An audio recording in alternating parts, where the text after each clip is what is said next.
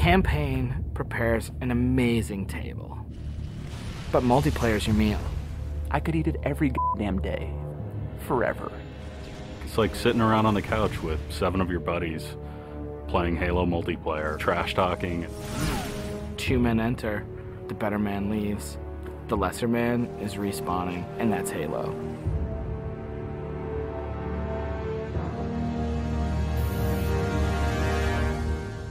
The beta. It's super important to have these like big ticket like milestones that sort of force a bunch of wishy-washy designers to get their shit together. So for the multiplayer team, it is absolutely a test of all the stuff we've been doing. Destination. I'm really terrified about what people are going to say. The public beta is where it all comes together. Beat the shit out of our code, come break our cookie system, come try to, like, it's a great security test. Maybe they're going to find new glitches that we can fix. That's why I'm like, please, find new glitches, find new glitches. We made a bunch of changes in Reach that are pretty significant. For multiplayer, especially, there's a lot of people who are super passionate about the features that we put into it. The DMR is absolutely an awesome, worthy successor to the battle rifle. You kind of get control over how accurate your shot is going to be. If you're spamming that trigger as fast as you can fire it, it's going to go kind of wild. If you're trying to like hit a guy really, really far away, then you have to slow that down. Everyone's totally destroying with the DMR. It's like everyone's got a Death Star in their hands. I usually go back to the Needler. That's one that always makes me happy. Everyone's always wanted the Needler to be sweet because it's hilarious and fun. And it gets too sweet, or all of a sudden like something gets fixed, and it's like, oh, tracking's fixed now, and you're like, guys just burst. It's been fun to to go back and kind of re-envision some of the old friends. Like the sniper rifle. Like I pick up the sniper rifle and I'm like, this is it. It's totally happening. And I'm about to rain death on the plebeians that I work with. Overkill. And I'm like, yep, it's back. The Covenant focus rifle is awesome because it's like that Sentinel beam from Halo 2, but now it's a sniper weapon. When the pistol started to come back, it was insane. It was so awesome. I'm super excited to see what people do with armor abilities. It totally changes the game. You've got this secret weapon in your back pocket that's your 4th leg of fun. What do you want to be? Like invisible? Do you want to fly? Do you want to turn to stone? With Reach, you've got guys in jetpacks flying around, invisibility guys just showing up. It's kind of a give and take between us and Sage and Josh trying to figure out like what's that perfect balance with all the new stuff. There's a lot of that goes on. They're like, shh, don't tell Sage, she'll nerf it. You're juggling plates, right? You're just sitting there spinning the plates, and occasionally once you're spinning, you're like, ah! And you're like, making Viz more powerful. And everyone's like, no, I'm picking Invis. And you're like, okay, make it less powerful. And then, oh, no, everyone like, I mean, that's what Sage and those guys are doing. It's a fucking huge challenge. We don't ever want to create one super weapon that works in all cases, because that tends to make the game fairly dull. It's really up to the player to decide how do they want to play on a particular map. It's a choice. Double kill. That's, I think, Halo at its best, is like making these choices. You start the game, and immediately you get to choose a loadout. You're making a single selection that includes your armor ability and your weapon.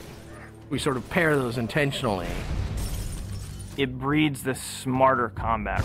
You'll definitely notice a big difference in how the game functions. Right now, at this exact moment in development, Armor Lock's insane. It's super powerful. I love it. It is just fucking fun.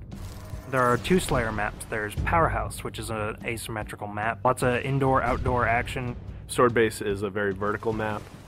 Moving around Sword Base is a completely different scenario when you've got a jetpack versus when you're sprinting. This time around, we decided to integrate all of the multiplayer maps within the campaign. Overlook is another Pioneer-style base. We're using it for a game type called Generator Defense. That's also a multiple loadout game type. Your loadouts are actually far more varied than, say, in Slayer. Boneyard is our largest map we've ever done in multiplayer. It's definitely the most complicated multiplayer space we've ever tried, and it's also a new game type. Invasion is this big team battle. We sort of sat down and said, let's try to make an objective game that has elements like Slayer and try to make that more fun. And we wanted a big, huge, lots of guys and all these fictional elements.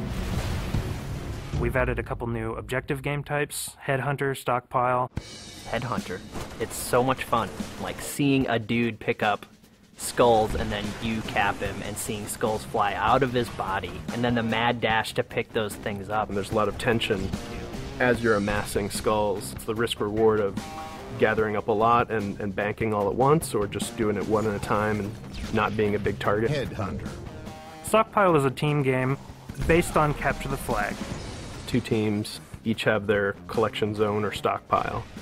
There are multiple flags on the map, and your goal is to grab a flag, take it to your goal. It's a game of capture and defense. We have what we call the party games. We have Race, we have Oddball, we have King of the Hill, but like, Slayer's the thing you keep coming back to. Like, for me, Slayer is the game. Slayer is multiplayer. The arena is a really awesome evolution for people who want to play really hardcore competitive multiplayer. Let's just acknowledge that Slayer's awesome and try to build that space where we can sort of say, like, if you're hyper competitive, care about stats, let's make that for you.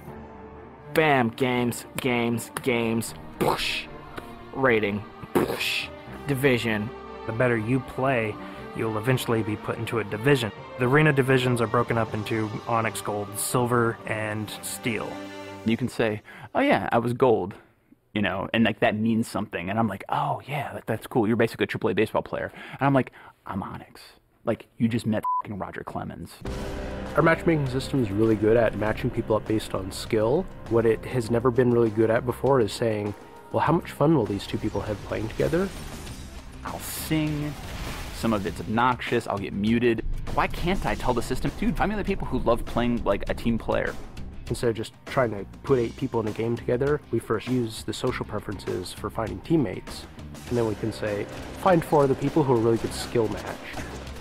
Without players thinking about it, we hope that it'll lead to better social encounters. Active roster essentially is us bringing the Y menu back from Halo 2.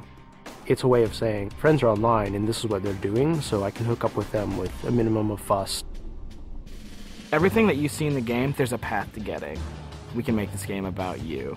I really wanted to make sure that players were able to invest themselves in the Spartans that they create, and then be able to carry that Spartan back and forth between campaign and multiplayer seamlessly without them feeling like it's 2 different experiences. Start at 0, nothing. Invest, play the game, no freebies. You're beta testing, have a t-shirt. Little avatar t-shirt. I'll be wearing one. The fans should never assume what you see in the beta is set in stone. What's working about Powerhouse? The jetpack is practically crying out for abuse. Is Rocket Spawn open? Is that good? In the end, it's all about the game, and the game is king.